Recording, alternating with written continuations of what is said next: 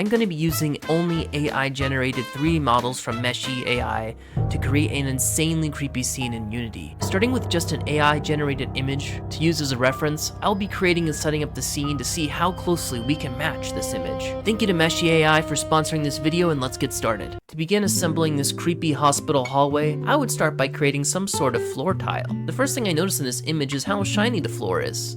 Like it's wet. Well, let's try describing this to Meshy and see what comes out. I said something along the lines of, create a square floor tile for a hospital, make it grimy and dirty, make it appear wet, and I hit go. It quickly spit it out a 3D model, which was very impressive, but then I needed to describe the texture. For that, I just left my same prompt in and set it to work. I was surprised at the excellent level of detail here, and I decided to do another go to see if I could make something even better. The second attempt had a darker feel and overall tiled better, so I went with it. I started by creating a rectangular shape of the floor, room, and hallway, and threw in some basic point lights so I could see what I was doing. Once my hallway had been laid out, the next order of business would be create some walls. Oh, but first I needed a hospital bed, and instead of creating it myself, I popped over to the community tab, which holds a ton of models I can use that other people have made. I went with this beautiful, disgusting looking hospital bed and set it in the scene to match our reference. Dang, that thing looks good. Now for walls.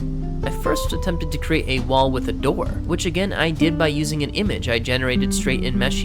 I just dropped it in and hit go, and it created an incredible end to our hallway. Now I needed some modular wall chunks, you know, like something I could use for Legos to slowly build the sides of our walls. So again, I asked Meshy AI to create an image of a hospital wall and make it dirty and grungy. I then used that image to generate a beautiful looking model, and it created the texture from the image itself. I just hit the button and boom, it looks like something straight out of Resident Evil, Silent Hill, or maybe Outlast. Now that I had this amazing wall, I exported it into an FBX, put it into my scene, set up the materials, and started placing these walls along the floor. And with the hospital bed, this was really taking shape and looking a lot like our reference image. But it was time for one of the most important things in the horror game, the lighting. You see, lighting casts shadows, sets the mood, and really is responsible for a lot of the feel of our scene. I once again went to the community tab, as this type of light would have likely been made before.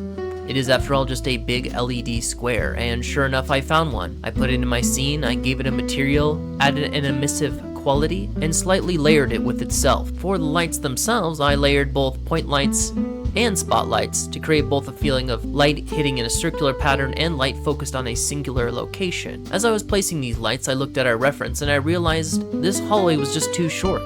So I easily expanded it by making more chunks. I also took some time to properly match the lighting to our reference as well. One more step for the lighting was a reflection probe to match that glistening floor vibe. Now we needed some doors. As before, I described to Meshy, make me a hospital door, and it did. I realized I needed to be a bit more specific when asking for the texturing, making sure that I specified that it needed to be a modern hospital door. This gave me exactly what I was looking for, and I was able to put these doors straight into my project, just as I did before. It's crazy how much intrigue a shut door adds to our scene and immediately alludes to something being just straight out of sight, and our imaginations go wild. Next, I wanted to create one of the key pieces of the scene, the man in the wheelchair. It's important when prompting Meshy that you give it as many details as you can. The more details you give it, the closer to what you want will be outputted. I prompted Meshy AI, make a model of a man sitting in a wheelchair, grimy and dirty, his hair long and black covering his face. His head slumped forward,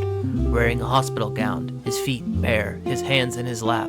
The wheelchair itself rusted and dirty. It's almost like writing a book, but it is very effective to describe it like this. I was surprised again at the incredible detail and design of the model outputted, and very excited to see how it came out textured. Leaving my same prompt as I did before, I let Meshy cook and make this texture in about 30 seconds.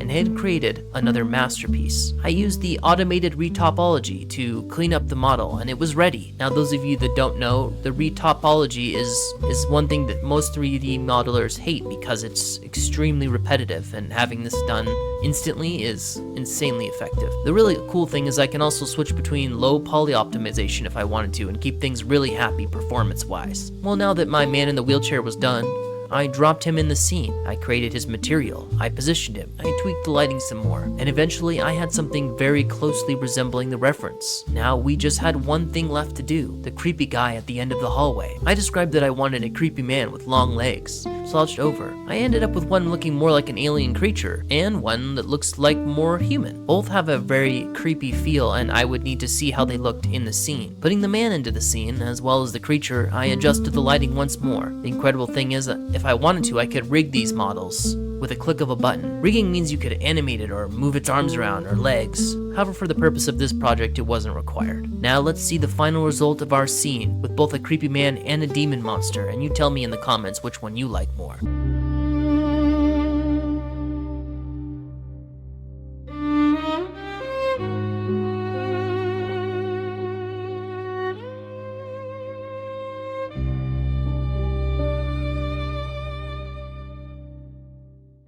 It's easy to see how Meshy is simply the best on the market for creating 3D models. The workflow is easy even for a person like me who's never really tried to make models like this. Getting them into my project only took seconds, and really you're missing out if you're interested in making games, and you're not using Meshy. Join over 10 million creators who trust Meshy AI as the #1 tool for 3D creators worldwide, and you can use it for free at the link below. As always, this has been Seth Studios. We'll see you next time.